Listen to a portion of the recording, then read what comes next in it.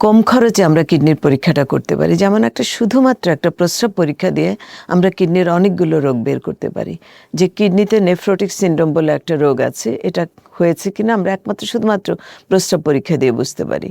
এছাড়া কিডনি খারাপ হচ্ছে কিনা, যে কিডনিতে কিছু রক্ত যাচ্ছে, কিডনির প্রোটিন যাচ্ছে, কিডনির প্রস্রাবের পরিমাণ কমে যাচ্ছে, এগুলো আমরা কিছু পরীক্ষা দিয়ে বুঝতে পারি। এছাড়া রক্ত পরীক্ষা যদি করি, আমরা রক্ততে রক্ত শূন্যতা দেখা দেয় কিডনি ফেলিওরে প্রথমেই।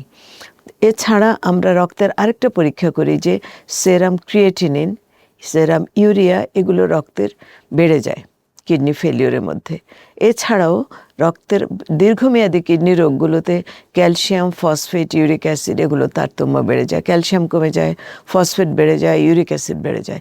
এছাড়াও আল্ট্রাসোনোগ্রামে আমরা কিডনির গঠনগত কি পরিবর্তন হয়েছে কিডনি ফেলিওরে সেগুলো বুঝতে পারি। মোটামুটি এইটুকু দিয়ে আমরা কিডনির প্রাথমিকভাবে অনেকগুলো রোগ বুঝে যাই। এছাড়া প্রয়োজনে আরও অন্য অন্য পরীক্ষায় যেতে হয়।